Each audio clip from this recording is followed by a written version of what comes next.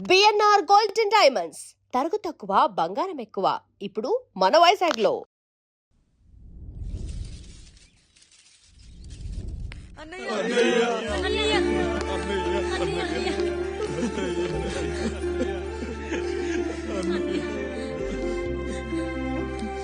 రాత్రి చాలా భయం వేసిందనయ్యా.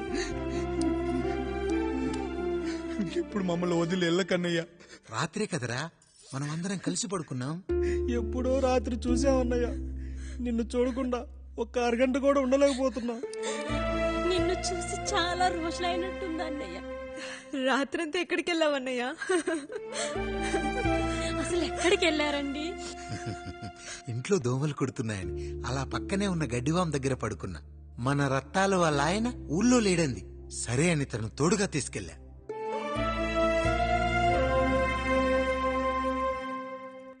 మీ సావుకటే మీ కుటుంబం నుంచి మిమ్మల్ని విడదీయాలయ్యా. అప్పటి వరకు మేము కళ్ళు తెరిస్తే మా కళ్ళ ముందు ఉండాలి, కళ్ళు మూస్తే మా కళ్ళలో ఉండాలయ్యా. నమస్కారం రాయుడు గారు.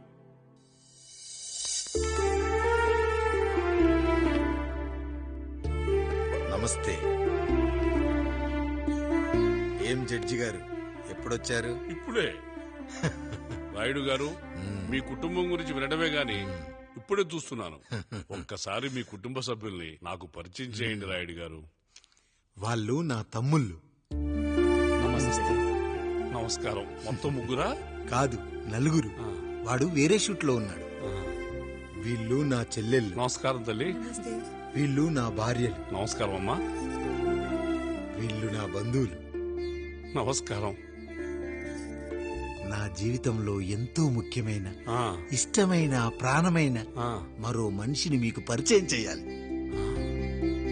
ఆవిడే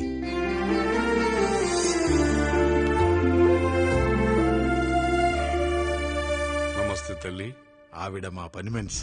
ఆ? తను వాళ్ళ అమ్మాయి. నాకు కూతురు లాంటిదే. ఆహా.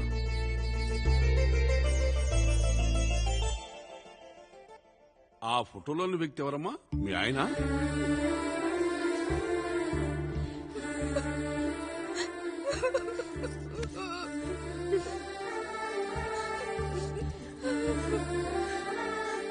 చనిపోయారా? అయ్యో లేదండి. ఎక్కడ పడితే అక్కడ, ఏది పడితే అది వాగుతున్నాడని పోలీసులు నగర బహిష్కరణ చేశారండి. మళ్ళా ఎప్పుడొస్తాడు? నెక్స్ట్ సీన్ కి వచ్చేస్తాడండి.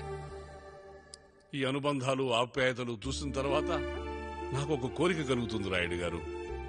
మీరు కాదనరనే ధైర్యంతో అడుగుతున్నాను. అడగండి. నాకు ఒక్కతే కూతురు. ఆమెని మీ కుటుంబంలో సభ్యురాలుగా చేసుకుంటారని. తప్పకుండా. నా భార్యలకు అభ్యంతరం లేకపోతే తనను నేను పెళ్లి చేసుకుంటా.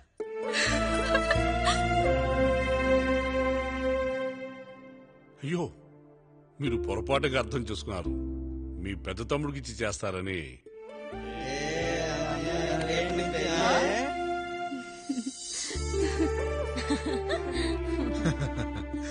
తప్పకుండా తప్పకుండా ఒక మంచి రోజు చూసుకొని మీ ఇంటికి అమ్మాయిని చూసుకోవడానికి వస్తాం. ధన్యుణ్ణి రాయుడు గారు, ధన్యుణ్ణి. రండి రండి రాయుడు గారు. మీలాంటి పెద్దలు మా ఇంటికి వచ్చి మా అమ్మాయిని మీ కోడలుగా చేసుకోవటం. ఇంకా రాయుడు గారు ఏంటి బావగారు? బావగారు అని పిలవండి. సంతోషం. రండమ్మా. త్వరగా అమ్మాయిని పిలిపించండి. మా వాడు అసలే ఆగలేకపోతున్నాడు. మా వాడు చిన్నప్పటి నుంచి అంతేనండి. కక్కొచ్చినా ఏమొచ్చినా ఆపుకోలేడు. త్వరగా మీ అమ్మాయిని పిలిపిస్తే ఆ కళ్యాణం ఏదో చేసేద్దాం. అమ్మా జయమాలిని, అమ్మాయిని చూసురా.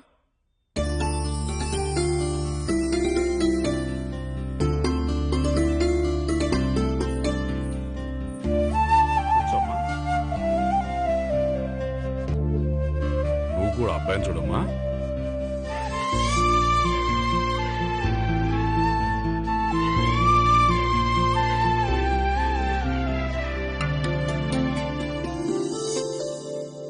మా అమ్మాయి అని చెప్పుకోవడం కాదు గాని అసలు ఈ కాలపిల్ల కాదు బావగారు. రాత్రంతా బయట తిరిగినా కోడి కుయ్యకు ముందు ఇంటికి వచ్చేస్తుందండి. మళ్ళా ఊరంతా నిద్రలేగిస్తే తప్పుగా అనుకుంటారు కదా. తను తిరిగే స్నేహితుల్లో పచ్చి తాగుబోతులు తిరుగుబోతులు ఉన్నారు. కానీ ఆ విషయాన్ని తన మనసులోనే పెట్టుకుంటుంది గాని స్నేహితుల గురించి ఎప్పుడూ చెడుగా చెప్పింది లేదు బావగారు. దీని చిన్నప్పుడే నా భార్య కారు డ్రైవర్తో కలిసి పక్క సందులోనే కూరగాయల మార్కెట్కి వెళ్లి తప్పిపోయారు. అప్పటి నుంచి ఎంత వెతికించినా మా డ్రైవరు కనపడలేదు, నా భార్య దొరకలేదు.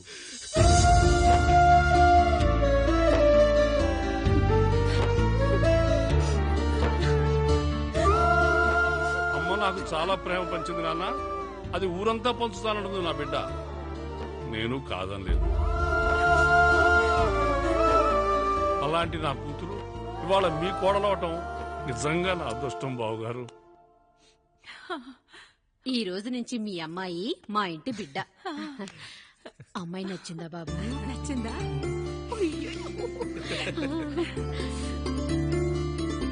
వాడికేం తెలుసు అన్నయ్య గారు, చిన్న పిల్లాడు.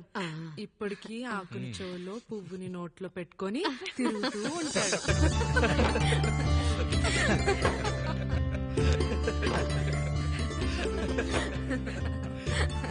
ఇకంత శుభం అన్నమాట.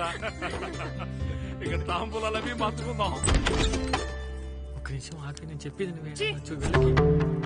ఒకసారి నా మాట నేను చెప్పేది నేను ఒక్క క్షణం కూడా ఉండను. ప్లీజ్. అమ్మా శారదా, పెద్దవాళ్ళు వచ్చారమ్మా, మనల్ని చూస్తున్నారు. అమ్మాయికి పెళ్లి చూపురమ్మా. ఈ టైంలో నువ్వు ఇలా అలర్ట్ చేస్తే దాని జీవితం నాశనం అవుతుంది తల్లి. లోపలికెళ్ళు, తాతో మాట్లాడదాం.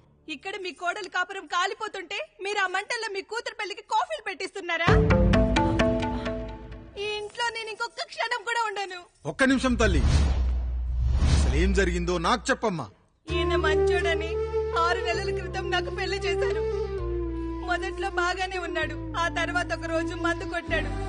పోనీ తాగింది దిగాక మంచోడుగా ఉంటాడు అనుకుంటే ఈ మధ్య చెడు తిరుగుళ్ళు తిరుగుతున్నాడు. ఊరవతల చిన్నుళ్ళు కూడా పెట్టేశాడు. మీరే చెప్పండి రాయుడు గారు, ఈ ఇంట్లో నేను ఉండాలా, వెళ్ళిపోవాలా, ఈయన్ని వదిలేయాలా, అక్కర్లేదా? వదిలేయాలమ్మా. వదిలేయాల్సింది నీ భర్తను కాదు, అతనిలోని లోపాలు. ఆశ్చర్యపోతున్నావు కదూ? ఒక మగాడి బాధ సాటి మగాడిగా నేను చెప్తానమ్మా. ఆడదాని ప్రేమ వెలిగించిన అగరొత్తి లాంటిది. ఒకడు వెలిగించగానే కొన్ని గంటల్లో బూడిదైపోతుంది. కాని మగాడి ప్రేమ దీపం లాంటిది. తను కాలుతూ కూడా నలుగురిని వెలిగించుకుంటాడు. ఆ వెలుగులో ఆనందాన్ని వెతుక్కుంటాడు. చూడమ్మా శారద, నువ్వు కాకిలోని నలుపును చూస్తున్నావు, నేను దాని రెట్టలో తెలుపును చూస్తున్నాను. మొగడు మందు కొట్టొస్తే నిన్ను కొట్టలేదని సంతోషపడాలి గాని బాధపడకూడదమ్మా. ఇక చిన్నిల్లు సంగతి అంటావా? రుచిగా ఉందని లొట్టలేసుకుంటూ సగం తిన్న బిర్యానీలో కుక్క మూతి పెట్టిందని తెలిసాక దాన్ని పారేసుకుని ఆకలిని చంపుకోవడం కంటే నాకింది మనింటి కుక్కే కదా దాని మూతిపళ్ళు రాలగొట్టి ఇంట్లో కట్టేయాలి. నీ భర్త కూడా అలాంటి కుక్కలాంటి వాడేనమ్మా.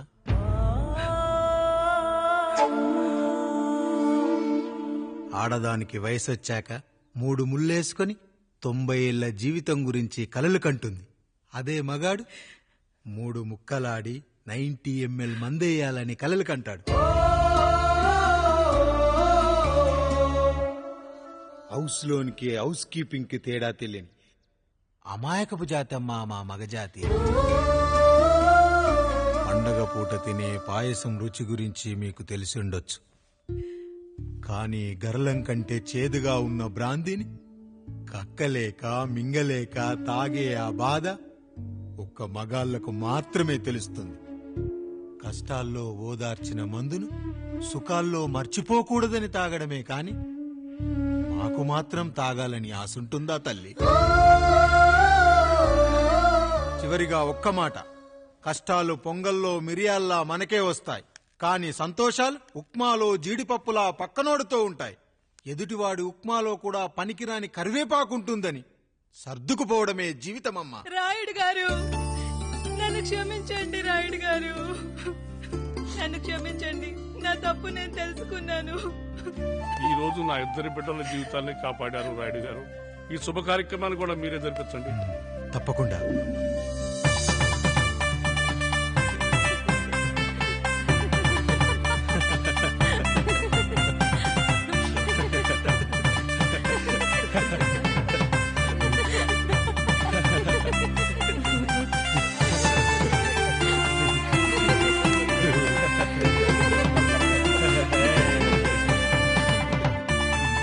రాముడు, పండు, మీరు దీవించండి. మేము దీవించండి.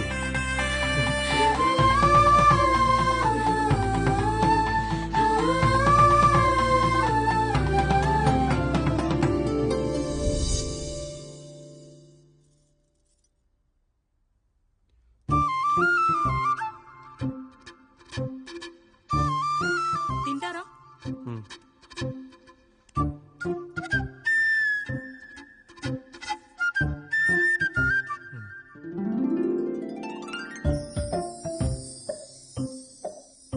ఫస్ట్ టైమా? అవును, మీకెలా తెలిసిపోయిందండి? అంటే మా బామ్మ చెప్పింది. శోభనం గదిలో అనుభవం మగాడైతే మామిడి పండు పిసుక్కొని తింటాడు, అదే లేనివాడైతే మీలా ఇలా అరటిపండు ఓపిగ్గా ఒలుచుకొని తింటాడు అని.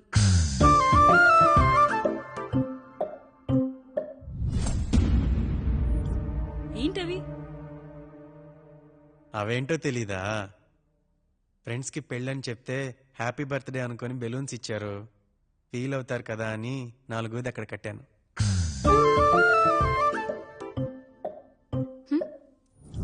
అన్నీ వచ్చాడు. పిల్లల గదిలోకి వెళ్ళారా? వెళ్ళారండి. మీరెంత ఏంటి ఇంత రాత్రి అయినా ఇంకా పడుకోలేదా? మీరు లేనిది ఎప్పుడైనా పడుకున్నామా అన్నయ్య? అందరం కలిసే కదా పడుకునేది మావయ్య. సరే సరే, అందరం పెద్దోడి గదిలో పడుకుందాం. ఈ రోజు వాడి శోభనం కదా, అసలే కొత్త. పక్కనుంటే ధైర్యంగా ఉంటుంది. పక్క నుండి దగ్గరుండి జరిపిద్దాం. పదండి.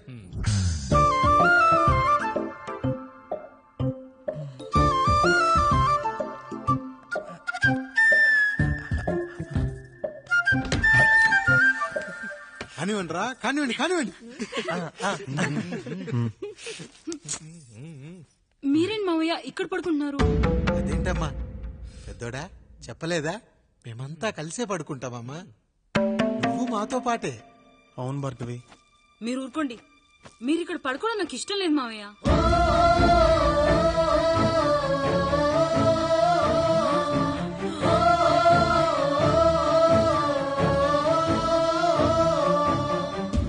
అదేంటమ్మా అలా అంటావు?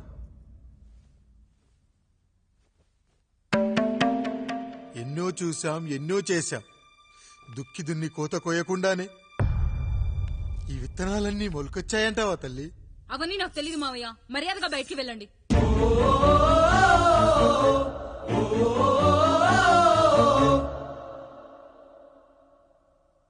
కనీసం ఆ మూలనైనా పడుకుంటామమ్మా. నువ్వైనా చెప్పరా పెద్దోడా? అంటే తను ఇబ్బంది పడుతుంది కదా నాన్న.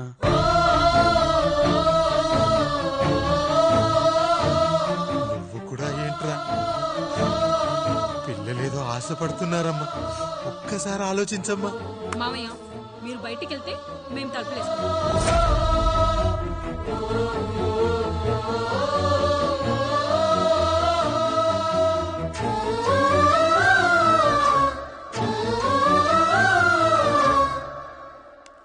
వేసుకోండి అమ్మా, వేసుకోండి. తలుపులు వేసుకోండి.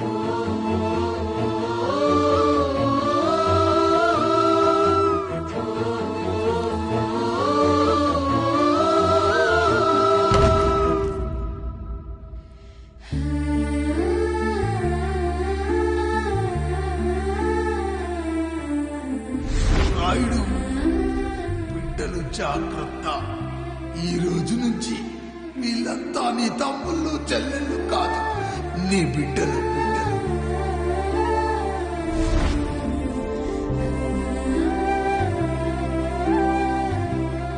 జానకి, ఏమండి? సావిత్రి, ఏమండి? లక్ష్మి, ఏమండి? మన గదిలోకి పదండి. ఇక నుంచి ఎవరి పిల్లలతో వాళ్ళ గదిలోనే పడుకోవాలి.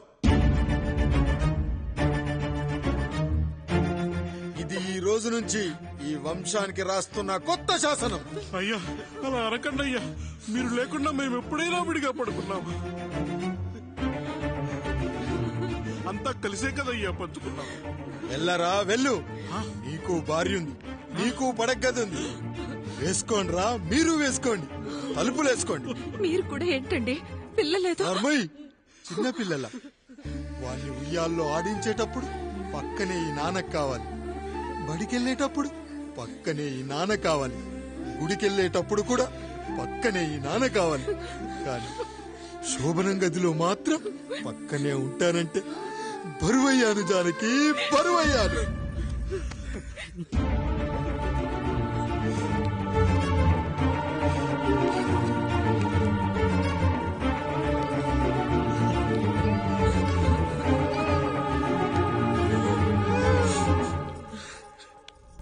ఏంటండి ఇంకా అదే ఆలోచిస్తున్నారా? ఎలా మర్చిపోగలను లక్ష్మి? జరిగిందేదో జరిగిపోయింది, మీరు బాధపడకండి. ఎంత మాట అన్నాడో చూసావా? నా భార్య ఇబ్బంది పడుతుంది, బయటికెళ్ళండి నాన్న అన్నాడు. వాణ్ణి ఎలా పెంచాను? చదువుకుంటే పై చదువులకు వాడు వేరే ఊరు వెళ్లాల్సి వస్తుందని చదివే మాన్పించేశాను. జ్వరం వస్తే ఆ మాత్రలు చేదుగా ఉంటాయని నేనే మింగాను. నోరు తెరిచి అమ్మ కావాలన్నప్పుడల్లా ఎంతమంది అమ్మల్ని ఇచ్చాను. నాన్న అన్న ప్రతిసారి నాన్నల్ని ఇవ్వలేకపోయానని వాడికి నా మీద కోపమో ఏమో జానకి. నిజమేనండి, మనమంతా ఇలా లేమే.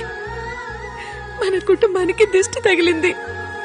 మా నాన్న మరణంతో ఆస్తిపోయి తమ్ముళ్లతో నడి రోడ్డున పడ్డప్పుడు ఇలాంటి కష్టాన్ని మొదటిసారి అనుభవించాను.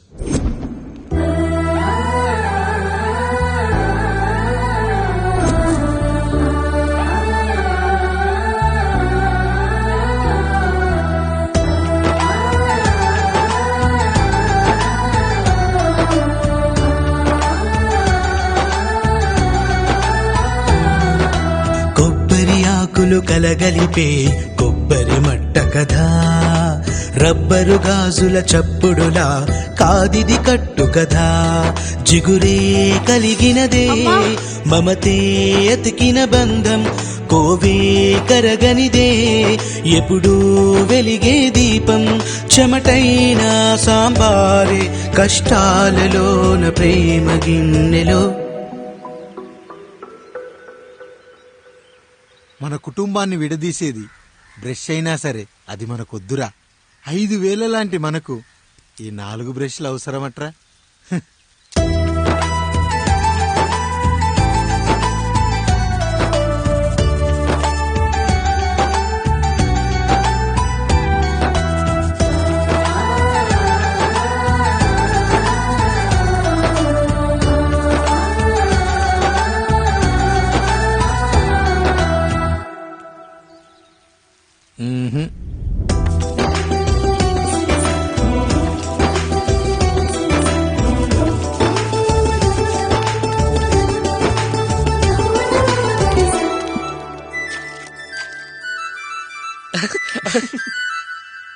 తమ్ముడు చాలా ఎదిగిపోయాడయ్యా.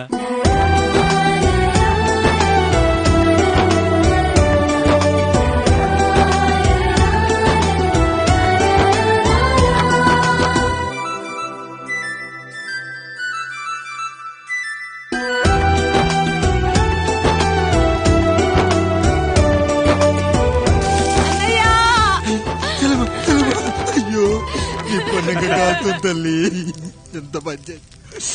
నానేం చెప్పాడో తెలుసు కదరా, కష్టమైనా సుఖమైనా కలిసి పంచుకోవాలరా.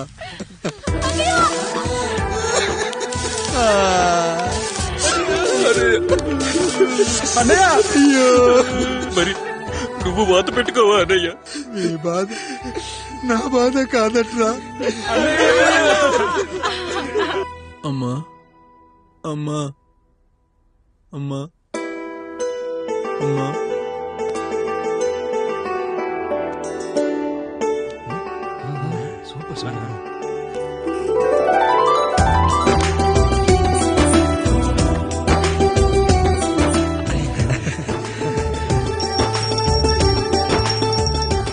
భార్య లక్ష్మి అమ్మ ఇక నుంచి నీకు అన్నీ నేర్పిస్తుంది.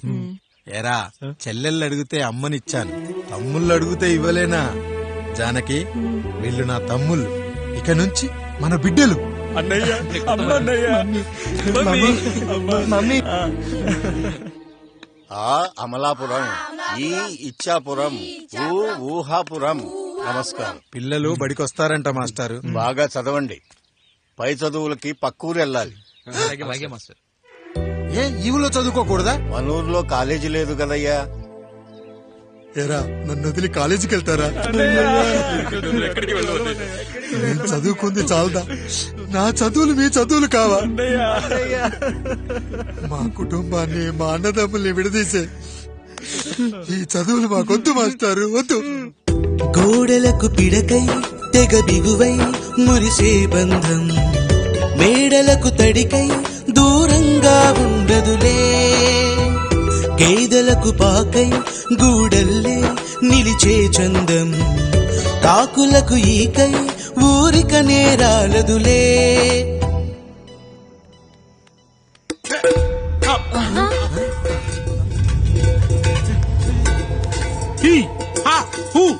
రేయ్ మన ఇంటికి దొంగలొచ్చారా? దొంగలొచ్చారు.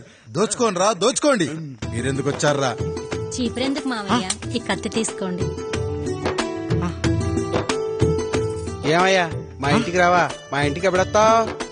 ఈ ఆధారం మీ అందరం ఊరెళ్తాం అయ్యా, మా ఇంటికి రావయ్యా. ఇదిగోవయ్యా, ఈ 100 రూపాయలు ఉంచుకో. తీసుకో తాతయ్య.